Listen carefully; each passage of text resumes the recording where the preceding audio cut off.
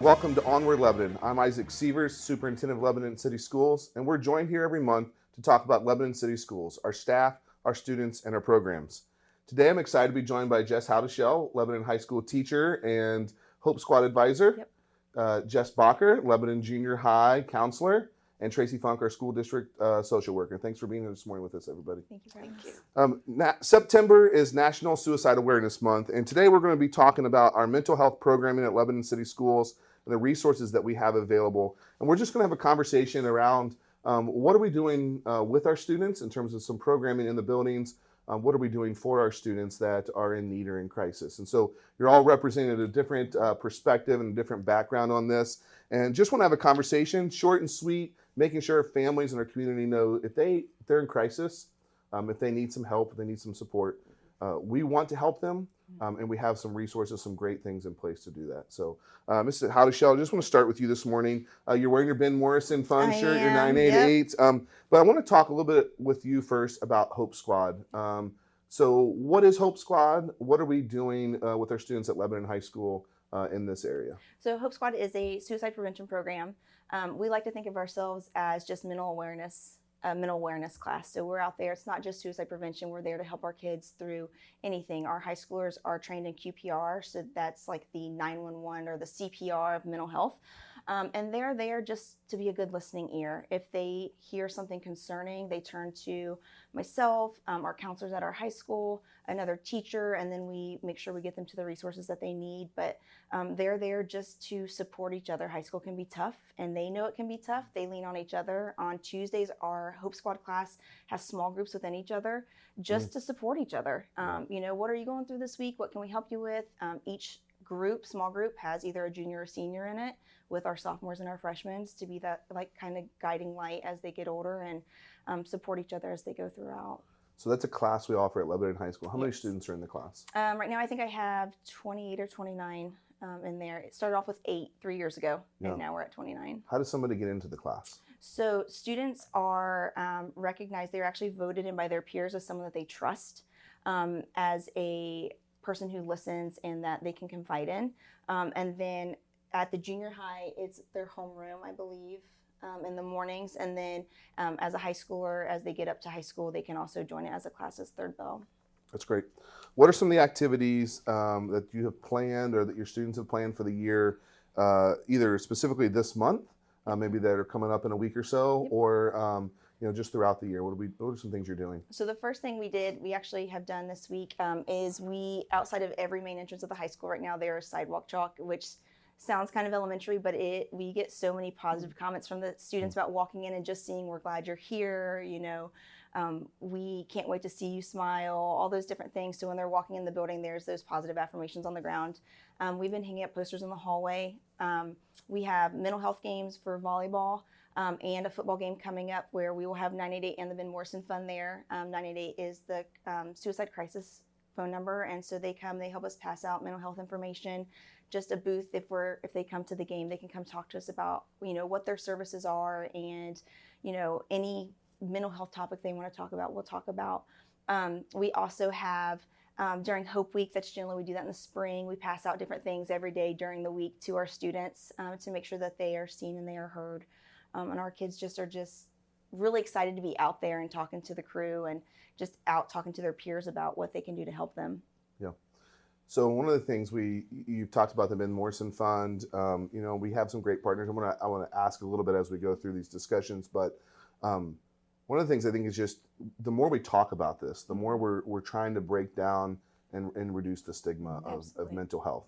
So what are some things I think that if you were thinking about reducing the stigma around mental health that we can do as a community or as a school or as a society to make this something that it's not wrong to talk about, right? That we can bring it into the mainstream of what's going on. I think it's just important just to talk about it, right? When we talk to kids, they are living big situations in their life at such young ages, or what they feel is a big situation in their life at their age. And just to be able to sit and talk to them and let them know that you hear them and that what they're feeling is okay, and then to help them kind of process where they're at and kind of maybe some steps to where they're going or what you can do to help them along the way. But when it comes to reducing the stigma, just having conversations, it can be like the elephant in the room, but if we don't face it, they're feeling left alone and they're feeling like no one sees them or hears them. And so simply just starting the conversation, how are you doing today? And going from there and just listening and letting them talk about kind of what's going on in their lives at that time. And I think that's the beauty of the Hope Squad is it's really made mental health, normalized it in a sense where as our kids can go to a Hope Squad member, they know what the Hope Squad is, and we're publicizing the Hope Squad constantly to normalize things. Yeah. So you're involved with the Hope Squad at the junior high, correct? So talk to me a little bit about starting there, right? I know last week you had students over to my office for a full day training.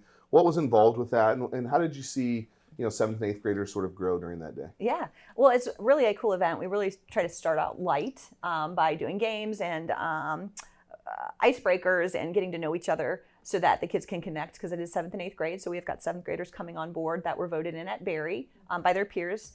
And it's just a wonderful event. We had Tori Morrison come in and talk to the kids about her son, Ben, and about her fund, and also a friend of mine from high school that lost her son, another Ben. And so that was kind of our tough morning. And then we went into QPR training, which teaches the kids how to have conversation around mental health issues that the kids might be seeing in other students and in other people in general. It's not just exclusive to our students, it includes our community members as well. But just a lot of learning that day, a lot of training, and always emphasizing to the students, you're not the counselor, you come to us. Yeah. We're not putting this burden on our students. They're getting the information anyways. We just want to give them a tool to do something with that information. Whereas in the past, they take it home and just bury it. Now they know, go to an adult and talk to an adult about it. So we've said QPR 2 or 3 times already. Yes. Can you give me what QPR stands for? Yes. Question, persuade, respond. Okay. QPR. QPR. Question, persuade, respond. You got it. Meaning we question, or the student questions the person in that might be having a crisis. Yeah. And I think the one thing I think about this is my 12-year-old is not expected to be a mental health counselor. Correct. Right? That respond is getting them to somebody that can help them, persuade them to go see somebody else. So I think that's one of the things that kids are talking to each other already, right? They see it on social media. Yes. They talk about it. We say this a lot with school safety. If you see something, if you hear something, you say something. And I think that fits in this scenario. But how can we give them the tools to have conversations, which are great life lessons, by the way, right? To ask people 100%. Questions, to be able to see them and talk to them individually. And we're also teaching that in the health classes. So the QPR training is given to the majority of our students. And our staff has all been trained in that. Actually, we were due for a refresher. We've talked about this with our staff and getting them, how do we get tools in people's hands to be able to have these conversations? The need has grown, and so the response needs to be, how can I deal with this in a sort of a triage standpoint and get them to the person that can help them out? So, Ms. Bacher, I just want to talk to you a little bit about your role as a counselor at the junior high.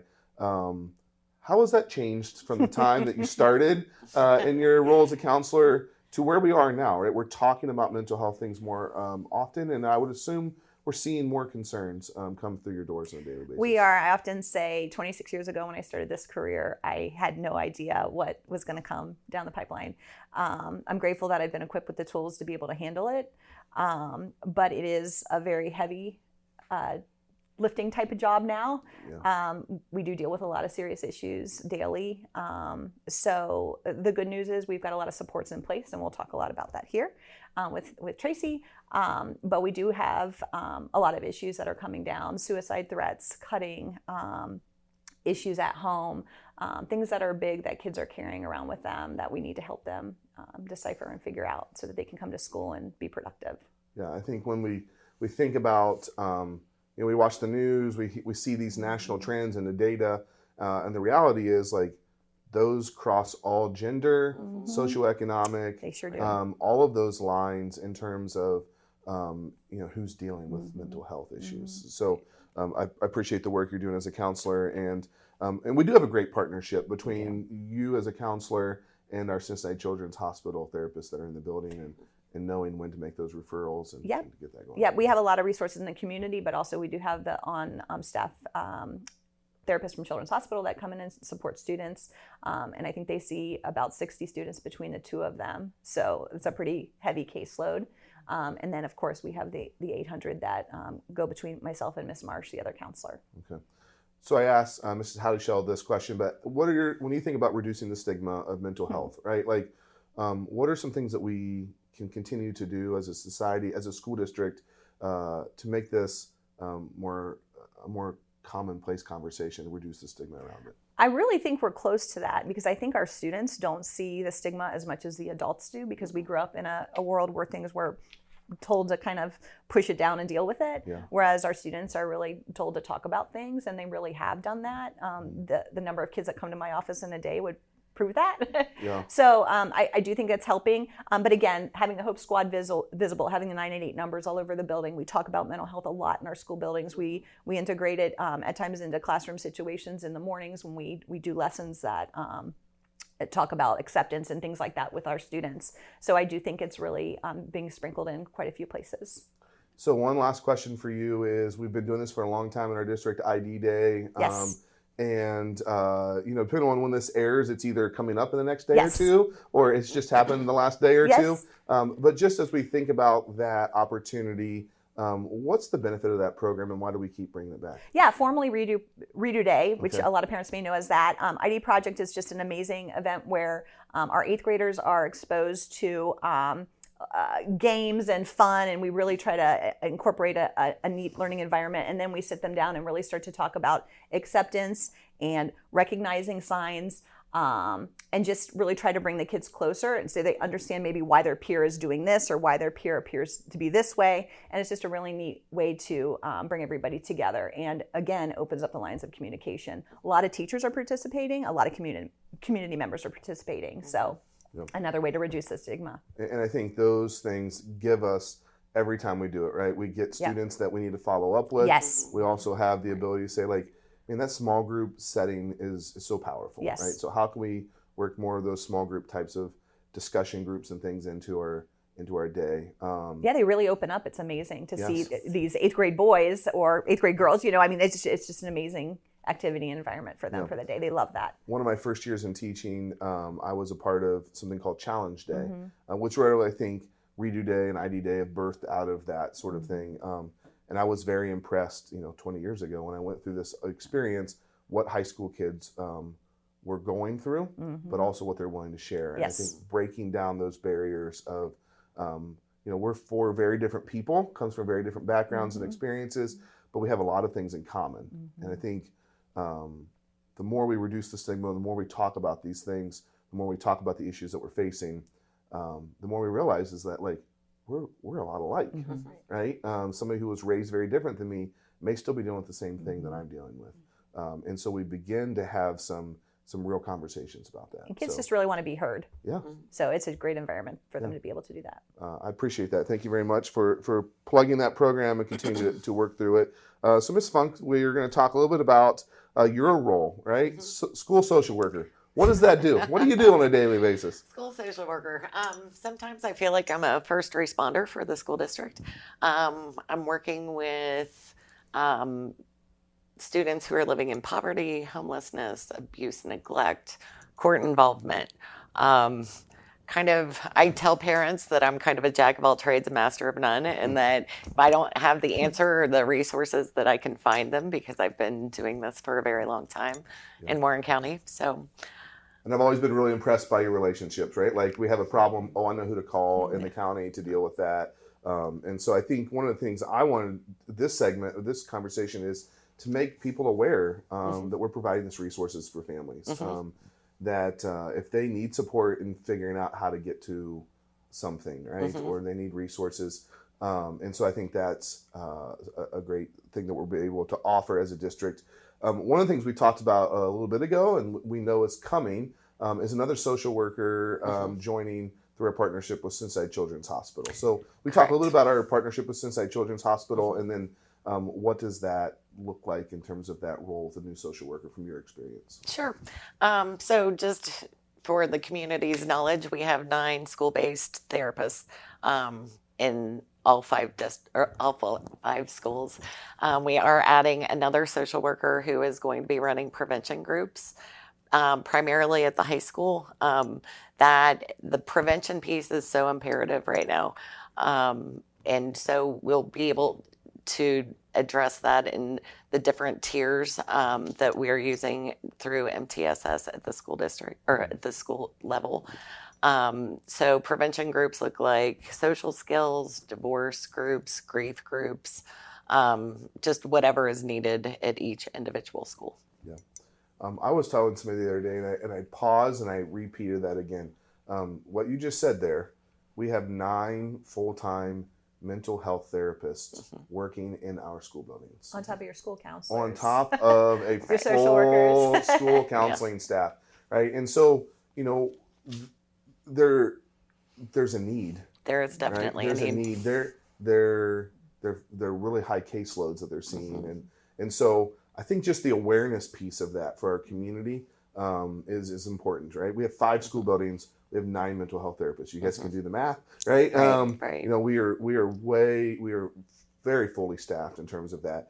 And the reason we think it's important to have them in our buildings is because kids can have access to care immediately if they're in crisis, and we have the ability to say, like, I need you to come down and talk to this kid right now in crisis. But also, you know, kids have the ability to go see a counselor without missing much school. Right. They can build a schedule to meet, pull them out of their study hall, their, you know, some different times in a day. They can get into an appointment, they can get back out. And so I think it's a great way for us to meet this need without a parent having to come pick their kid up. We're trying to remove those barriers if at all possible. So it's a great partnership and a great program that we have. You know, what are some of the other available resources that we have for our students and families in addition to Cincinnati Children's Hospital? Maybe either directly through the school that we connect them with that you're aware of that we're working on? Just another footnote on Cincinnati Children's. We also have a nurse practitioner that comes to Bowman and the junior high for medication management. So that's also a huge resource for our families so that they're not having to drive to either Liberty or downtown for the medication management. Awesome. We also partner with Butler Behavioral. They have an intensive home-based program called WINGS, and that is it's really to bring together the family and work on issues within the home. They will come see students at school as well as work with them at home with the parents. They also have a program called MRSS that we work with. We are able to access at the school buildings. It's for students who are in acute crisis. They can respond within 60 minutes and do an assessment and do referrals. They also will follow up with the intensive home-based for 45 days. Butler Behavioral is here in Lebanon on Cook Road. We also partner with Talbert House. They can do same-day assessments for drug assessments as well as mental health assessments. They are also out on Cook Road, but those are walk-in. You can do walk-ins from 9 to 3, Monday through Friday. That's great. So I think we think of you know, kids in crisis. We mobilize MRSS, and we have the ability. Parents have the access to that as well, correct? Correct. If they know that their kid's in crisis, I need somebody to come support right away. Correct. And that can be there within the hour. So I think that, you know, one of the things we want to try to do as a school district is to share the resources that we are aware of to continue the conversation around mental health. And I think it's really important that our families, you know, don't, you know, think, well, that can't happen to us, right? Or that our community thinks that doesn't happen here. And so we want to make sure we continue the conversation, that we bring these things forward. I'm thankful for the work that the 3 of you are doing in your own unique ways, right? In a classroom, in a counseling office, all across the town, the city, the community, the school district, because I think we're trying to do this holistically, right? Look at the how do we get resources in the hands of kids every day? How do we help them when they're in crisis? and how do we wrap around and support families and services that way. So, I want to refer our families to our website. We have a mental health page on our website.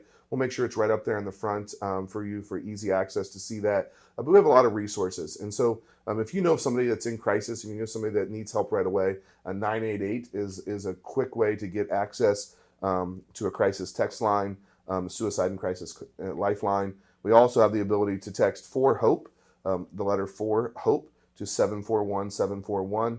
You can get access to a trained crisis counselor within 5 minutes.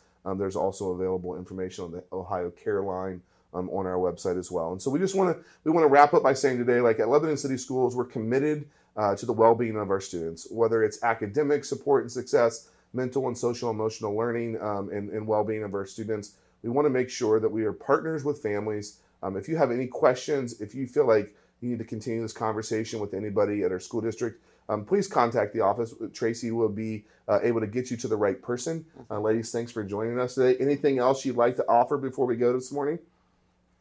I would like to note that Bowman Primary is participating in Start With Hello through Sandy Hook Promise. Okay. Yes, that's happening this week, I believe. That's awesome. Yeah. The other thing I want to make sure we point out is at the end of this month, September 24th, coming up here, actually not that long, 5:30 p.m. at Lebanon Junior High School. We're having a community forum for our parents, and its title is Forum on Mental Health in the Digital Era. And so how are we what are some resources for families? What's some awareness piece for them? So we hope that you will join us. We have a website that on our website, you can see the flyer for that and then follow the QR code at the bottom of the tiny URL to sign up. Let us know that you're coming. We'll have some great community partners and things there that evening as well. So on behalf of Lebanon City Schools, I'm Isaac Seevers. Thanks for joining us this month for Onward Lebanon.